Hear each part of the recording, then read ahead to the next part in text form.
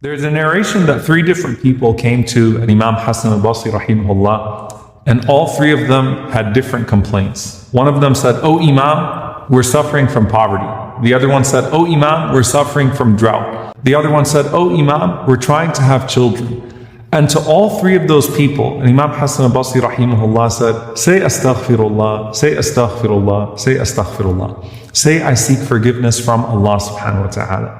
And when his students asked him, "Why is it that you said to all three people, say Astaghfirullah?" He said, because if you look at the Quran, Allah Azza wa Jal says about Nuh alayhi salam, فَقُلْتُ اسْتَغْفِرُوا رَبَّكُمْ إِنَّهُ كَانَ غَفَّارًا. I said to them, seek your Lord's forgiveness, for indeed He is truly most forgiving. يُرْسِلِ السَّمَاءَ عَلَيْكُمْ مِدْرَارًا. If you do that, He will shower you with abundant rain.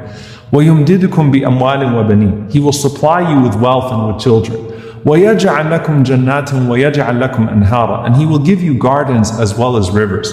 And so istighfar, seeking Allah's forgiveness, collectively is the key to all goodness in this life.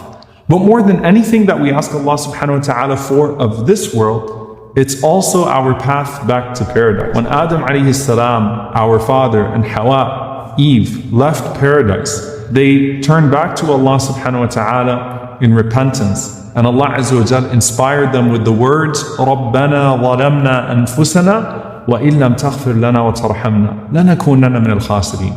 O our Lord, we have wronged ourselves. If you don't forgive us and have mercy upon us, then we will certainly be amongst the losers. Now here's the thing, Allah gave them the words of forgiveness. And here Allah subhanahu wa ta'ala gave us the best way to seek forgiveness. And that in and of itself is a sign that Allah wants to forgive you. And I want you to think about the most forgiving person you have ever known in your life. And think about how quickly they forgive you the moment that you apologize. How quickly they relinquish a grudge, even if they had one, as soon as you say, "I'm sorry." And those people are nothing compared to Al-Ghafur, the oft-forgiving. All you have to do is say, "I'm sorry," and know that Allah subhanahu wa ta'ala is always willing to accept your apology.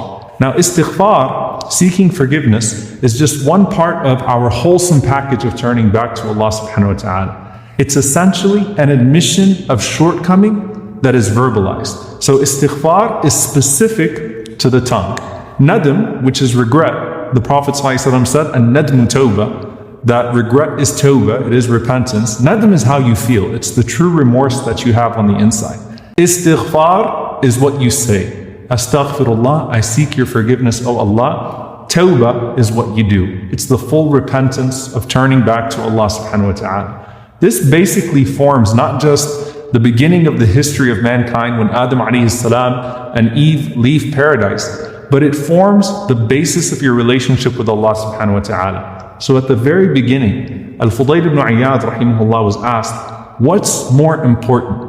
To do istighfar or to do tasbeeh? For us as human beings, is it more important for us to seek Allah's forgiveness or to glorify His perfection? Now obviously both are important, but he said that think about a garment that you have and there's a stain on that garment. So if you got a white thobe and you got a coffee stain on it, what do you do with that garment? The priority is not to embellish that garment. The priority is to remove the stain. And so he said, Astaghfirullah, repentance, seeking Allah's forgiveness, is removing the stain. All the other forms of dhikr are embellishing the garment. And so they're both important, but you have to get back to your origin and remove the stain on your heart and then turn back to Allah subhanahu wa ta'ala. And the Prophet ﷺ was so comprehensive. In one authentic hadith, when someone would embrace Islam, the first thing the Prophet ﷺ would teach him is salah. And then the Prophet ﷺ would teach him the following dua. Allahumma khfirli, warhamni, wahdini, wa'afini, warzuqni. So it's such a comprehensive dua. It's a simple sentence. Oh Allah, forgive me and have mercy on me and guide me and give me good health and provide for me. So the Prophet ﷺ said, this is a dua that you should say to keep yourself busy with in the very beginning of your Islam with Allah subhanahu wa ta'ala.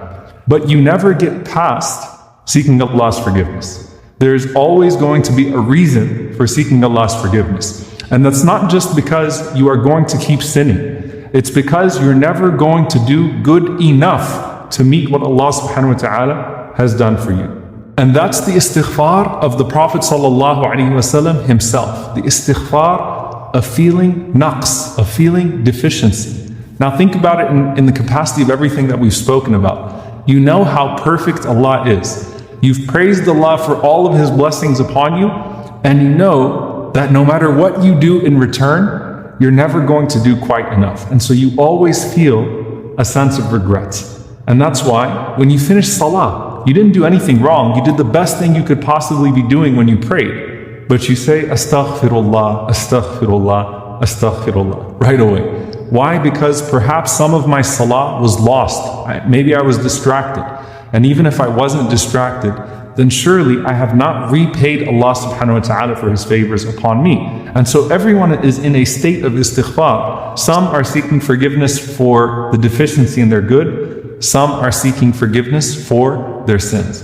And Imam Sufyan al-Thawri rahimahullah, he said that's why when Allah subhanahu wa ta'ala praises al-mustaghfirina bil-ashar, those who are seeking Allah's forgiveness in the last part of the night, that He's speaking to two different categories of people who are both making istighfar. He said, you have those who wake up in the very last part of the night to seek forgiveness with a small prayer. And then you have the friends of Allah subhanahu wa ta'ala who have already prayed a portion of the night and they're seeking forgiveness at the end of their worship. They're both praiseworthy, but he says their istighfar is not the same. You have the istighfar of the lovers and you have the istighfar of the sinners. And the Prophet sallallahu alaihi wasallam, of course, is the most beloved to Allah subhanahu wa ta'ala. And after a long night of prayer, he would still seek Allah's forgiveness. And he said sallallahu alaihi wasallam that, O people, I seek Allah's forgiveness at least 100 times a day. And Imam al-Nawawi rahimahullah, he said that's the minimum from the Prophet sallallahu alaihi wasallam. You can find the Prophet sallallahu alaihi wasallam in a single gathering seeking Allah's forgiveness more than 100 times. But he's saying that I seek Allah's forgiveness at least 100 times a day. What does that mean for the followers of Muhammad sallallahu alaihi wasallam? And it wasn't just with one word or one phrase. You see Astaghfirullah. You see Astaghfirullah wa atubu ilayh. I seek Allah's forgiveness and I repent to Him. You see Rabbi khfirli, my Lord forgive me. Or what Abdullah ibn Umar radiallahu anhuma heard the Prophet ﷺ saying throughout a gathering, Rabbi khfirli wa tub alayya, innaka anta tawwabur rahim. My Lord, forgive me and have mercy upon me. You are the acceptor of repentance. You are the most merciful. And the Prophet ﷺ said that whoever says, Astaghfirullah al-azim, alladhi la ilaha illa hu, al-hayyul qayyum wa atubu ilayh. I seek the forgiveness of Allah, the Most Mighty, whom there is none worthy of worship except Him, the ever-living, the ever-eternal, and I repent to Him. The Prophet ﷺ said, whoever says this form of istighfar, Allah will forgive him even if he had deserted the ranks of the Muslims' army.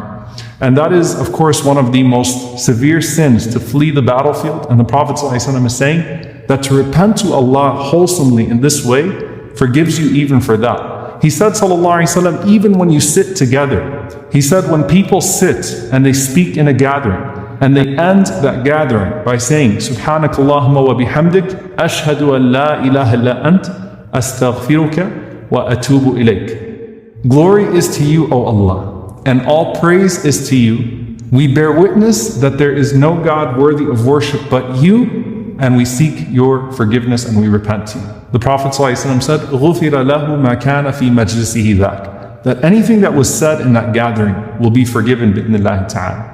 And he said the best form of istighfar, the best form of seeking forgiveness, it's called Sayyid al-Istighfar, the master of seeking forgiveness. If you say it in the evening and you die, or you say it in the morning and you die, the Prophet ﷺ said, you are certainly from the people of Jannah.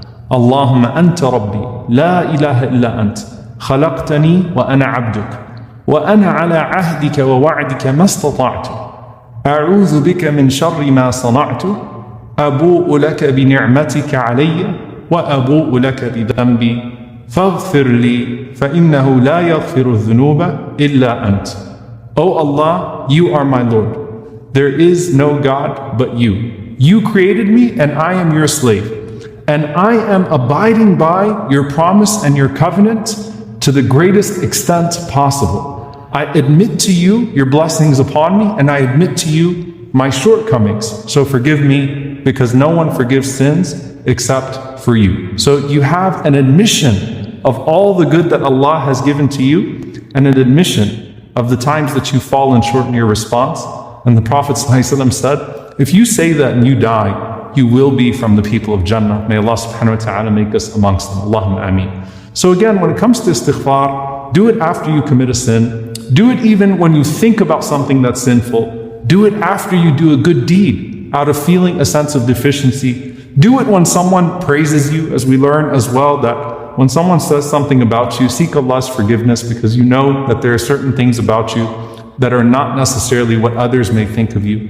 And when you feel stress, Prophet ﷺ is narrated to have said, "Man lazim al-istighfar, ja'ala Allahu lahu min kulli dhiqin makhraja, wa min kulli hammin faraja, wa razaqahu min haythu la yahtasib." That whoever is consistent with seeking Allah's forgiveness, Allah will appoint for him a way out of every distress and a relief from every anxiety, and Allah will provide for him from where he would have never thought he would be provided from.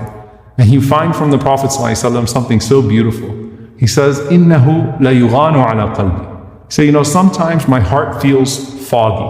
I feel like there's a fog over my heart. And so I seek Allah's forgiveness in a day 100 times. Istighfar is what removes the fog. It's what provides clarity. It's what removes all of the stress and the anxiety. And it's what connects us to the most perfect, even when we know how imperfect we are.